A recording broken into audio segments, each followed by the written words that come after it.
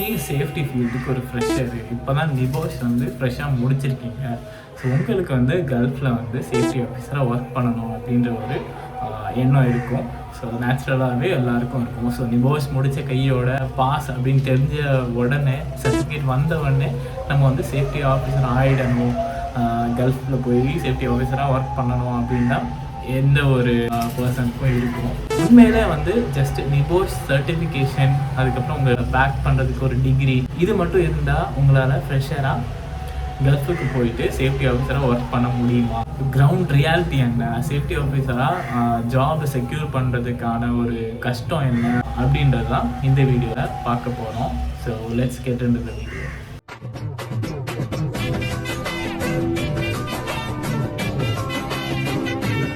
So ஆரம்பிக்கிறதுக்கு முன்னாடி ஒரு சின்ன disclaimer.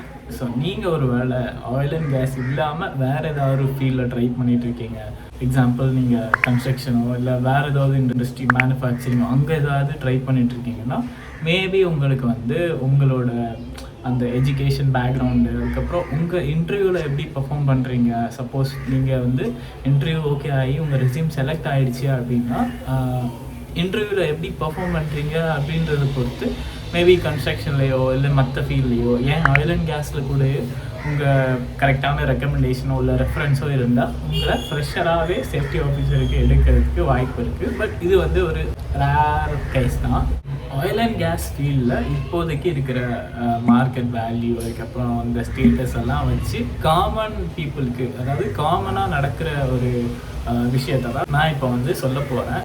Oil and gas safety officer ரெக்ரூட்மெண்ட்லாம் இப்போ பயங்கரமாக டைப் பண்ண ஆரம்பிச்சிட்டாங்க. Minimum 3 to 5 years of experience வந்து இன் கல்ஃப் கண்ட்ரிஸே கேட்குறாங்க. இப்படி தான் இருக்குது இன்னைக்கோட மார்க்கெட்டோட கண்டிஷன். நான் இப்போ ஒரு சாம்பிள் ரெக்ரூட்மெண்ட் க்ரைட்டீரியா எனக்கு கிடச்சிருக்கு. ஸோ அதை இப்போ வந்து நான் போடுறேன்.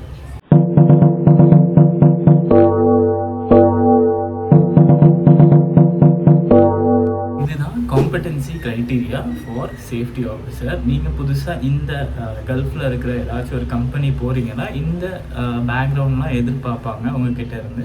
ஸோ ஃபஸ்ட்டு எஜுகேஷ்னல் குவாலிஃபிகேஷனாக ஏதாச்சும் ஒரு பேச்சுலர் டிகிரி ஆர் டிப்ளமா இருக்கணும் உங்கள்கிட்ட. ஸோ அது இல்லாமல் ப்ரொஃபஷ்னல் குவாலிஃபிகேஷனாக வந்து நிபோஷ் ஐஜிசியை வந்து எதிர்பார்க்குறாங்க.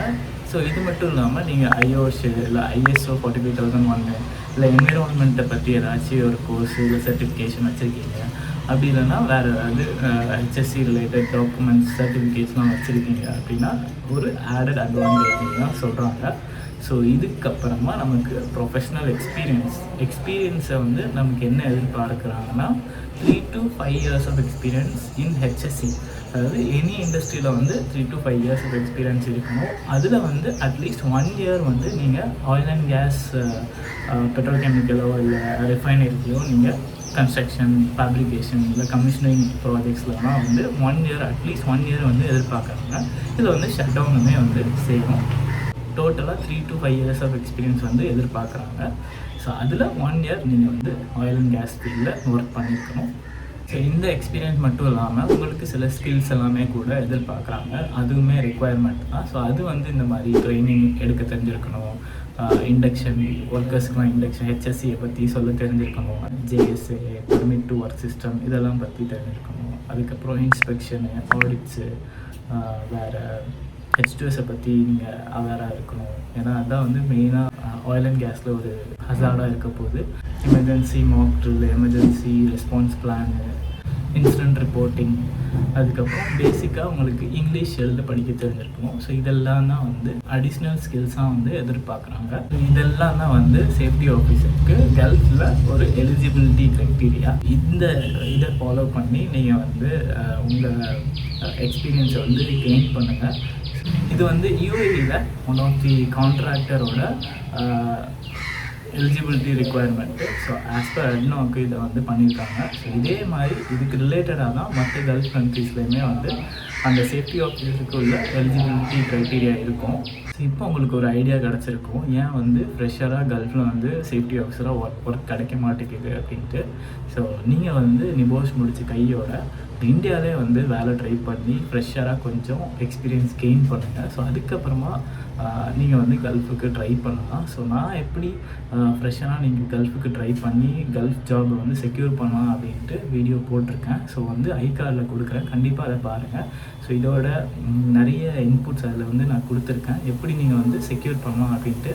ஸோ அதை பார்த்தா தான் வந்து உங்களுக்கு எப்படி நீங்கள் வந்து ஒர்க்கை வந்து கண்டுபிடிக்கலாம் அப்படின்றத தெரிஞ்சிக்க முடியும். ஸோ மறக்காமல் அந்த வீடியோ பாருங்கள், டிஸ்கிரிப்ஷன்லையும் கொடுக்குறேன், ஐகார்ட்லையுமே வந்து நான் கொடுக்குறேன். ஸோ இந்த வீடியோ கண்டிப்பாக உங்களுக்கு யூஸ்ஃபுல்லாக இருந்திருக்கும் நம்புகிறேன். ஸோ மறக்காமல் இந்த வீடியோவுக்கு லைக் பண்ணுங்கள், வேறு ஏதாவது டவுட் இருந்தால் கூட கமெண்ட்ஸில் கேளுங்கள். ஸோ ஷேர் பண்ணுங்கள், சப்ஸ்கிரைபும் பண்ணிடுங்க. தேங்க்யூ.